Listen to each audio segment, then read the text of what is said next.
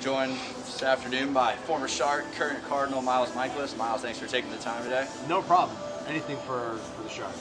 First off, congratulations on the new twins. We got any Mikolas onesies going out there yet? I got a pair of all-star onesies right after they were born. My agency sent them to me as a little gift for the twins. So I've got those, but not the super tiny ones yet. Huge year so far. Congratulations on the first all-star selection. Well deserved. Going back to your college days, you playing with Mike, with JD, you see the way JD's tearing it up, Mike getting traded to Oakland. How cool is it to see all three of you guys being so successful right now in the same year? It's a lot of fun, and I think it's it's great for the school and for the baseball program and the athletics program overall. But it's just kind of neat, guys that I can watch TV and say, hey, I know that guy, or I remember him when he did this or did that, and all the little kind of the funny things that it makes you think of, almost most of the non-baseball related, college like shenanigan type stuff. How often do you guys text or tweet at each other or anything like that? I think for me it's pretty sporadic. I try to reach out to those guys whenever I can, whenever I get a spare moment. But I've been so busy just the last couple of months. But it's frequent, and I think we poke at each other on social media a good bit every now and then. So it's kind of fun. Great outing last night, picking up your 12th win. What was it like back here on the mountain in South Florida last night? It's great. I like pitching here. From a baseball standpoint, it's a big pitcher's park, which is really nice. And when you get to have 30, 40 your friends, family, relatives come down and watch you pitch and say hi to a few of them after the game, it's a great feeling. First time through the bigs, obviously some ups and downs led to you going to Japan, but coming back, what's been kind of the single most difference you've had that's really tuned your game up? I think just try not to do too much. Knowing what my strengths are, and knowing where my outs are, and what I can do with my stuff and how it plays, and not trying to exceed my ability in a way. Talk about this staff as a whole, the dynamic of it. There's yourself, it's your first year back, but you've got young guys like Weaver, like Flaherty. You're almost more so the veteran, even though it's you making your return back. Yeah. What's that like? What I might lack in actual major league experience, I think I'm getting close to 2 years, which isn't a whole lot, and it's only a couple months longer than some of the like rookies on the team. So I try to use my life experience. I've got a few more years under my belt than the younger guys, and I do have a lot of baseball experience and going to Japan and using some of that wisdom. But I think it's really good. We have a really good system of just we kind of all looked at each other at one point and said, hey, we're all kind of new to this.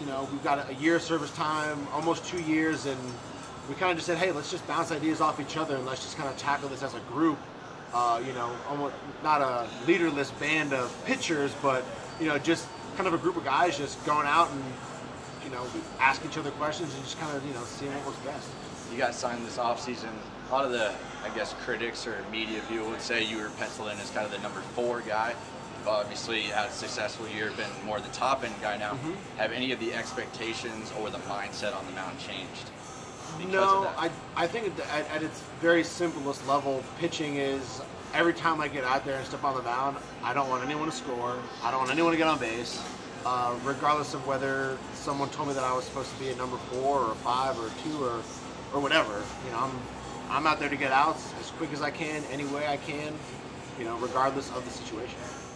You guys coming in tonight, 4 games back. What's it going to take to make that final push and really get into the thick of that final wild card spot? I think we have a great chance to get into the playoffs. I think a lot of teams are kind of starting to slow down. They get into that August kind of dog days of summer, and I think with all the stuff that's been going on, all the new young players and everything that's happened, I think our sense of urgency and wanting to win has really helped us pick up steam, and I think we're charging into some of our best baseball of the year, and August, September is when we're going to want to play that. You see a lot of athletes nowadays, kind of the egos are in the way of guys coming out of high school. It's all D1, I want to be right in the bigs. You've obviously gone the D2 route and gone to Japan and back. What's your message to kind of those guys that I need to be at the top of the level of my game right from the get-go? Probably sound like a broken record. You hear everyone say it, but you got to go somewhere where you get a chance to play and a chance to be somewhere where they want you to be there. At the end of the day, you want to be with the coach, the team, the organization that want you the most, because they're going to have whether it's they have the most invested or they're going to have the most care for you as a player and want what's best for you. And I think that's what's important. Sometimes I didn't go to a big D1 program, but sometimes you hear things about those places where you're just another player that comes in and all they want to do is win, and they, to get an experience where you can really, sink into your team. And I know Nova was a place that was like that for me, just where everyone just cared about each other, and it was a great experience. Speaking of NSU, how much were you able to follow along throughout the season with those guys? Because of social media, it's actually pretty easy to follow along with most of the stuff that they're doing, and that's kind of how I do it. Social media. I'll talk to Mike every once in a while, and some of the guys that are still down here, to Brownie and Ryan and some of those guys. But the social media outreach that you guys do is really great, and it keeps me updated. Talk about that with Mike, with Brownie, about how quickly, I guess, so to speak, the last 5, 10, 12 years that program has exploded since guys like you and Mike and JD have been there. Yeah, it just speaks volumes to what they're doing over there at that program. What Brownie's doing with the players, and what Mommy's done with the athletics, just overall, and everything that they have available to them now. The new workout place they have. I wasn't there when I was there. Would have been nice.